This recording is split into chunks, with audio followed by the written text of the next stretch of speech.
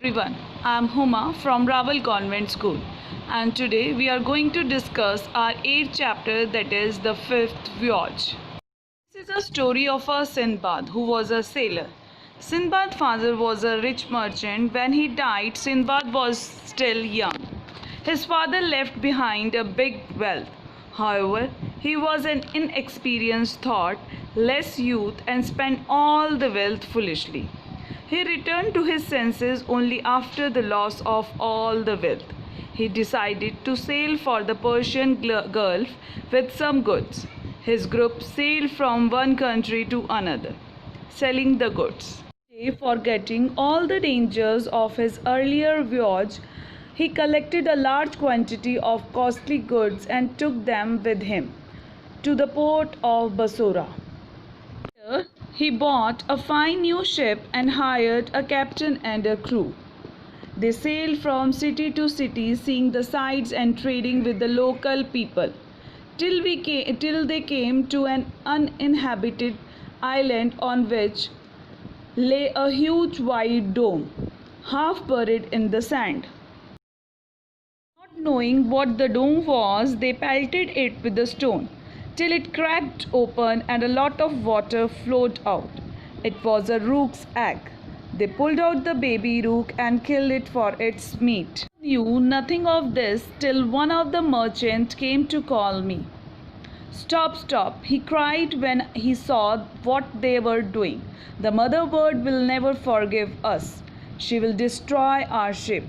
But they ignored him till a dark cloud came between us and the sun. It was no cloud but the spread out wings of the male rook, which cried out loudly. When it saw its egg broken, the mother rook came flying, and the two giant birds circled above the ship, crying out with a voice louder than the thunder. We all rushed back on board, and we tried with all speed to get away. The birds flew off and we thought we were safe, but they reappeared and destroyed our ship.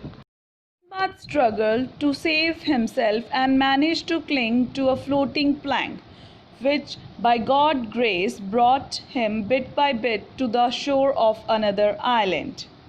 The island was full of pretty flowers and singing birds, streets laden with ripe fruits, and streams of clear water, praising God for all his infinite mercy. He ate and drank till he satisfied, and then fell asleep till morning.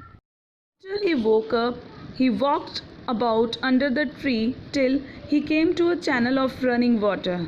Here he found a respected old man sitting dressed in a waistcloth of palm leaves. He greeted him and he returned my salam, but he did not speak. "Sir," he addressed him, "why are you here? Can I help you in any way?" He made sign as if to say that I should carry him on my shoulders to the other side of the channel, thinking he would earn God's blessing for assisting a man who could not walk. He carried him on his back and where he wished to go. But he refused to get down. Instead, he wound his legs around his neck so tightly that he almost choked and fell to the ground senseless. His legs were black and rough. He was hungry. He would point it to the fruit he wished to eat, and he would have to carry him there.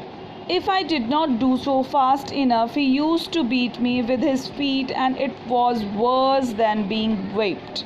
Even when he slept, he wound his leg round my neck so that I could not throw himself off. In this way, that devil made me his slave.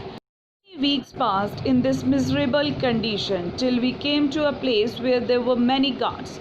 I took a large dry one and scooped it out. I gathered grapes from a nearby vine and squeezed them into the gourd till it was full of grape juice. Closing the gourd's mouth, he left it in the sun for some days till the juice in it became wine. One day, the devil on my back demanded the gourd and drank up all the wine. Became drunk and started swaying to or fro His grip on me relaxed. I caught hold of his leg, loosened, then I from around my neck and threw the devil off my shoulder as hard as I could. He fell on the ground. One day morning a ship came. I took that ship.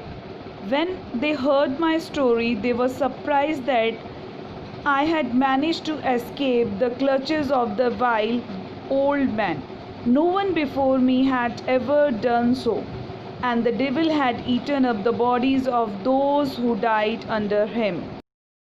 Like this, Sinbad saved his life from that devil.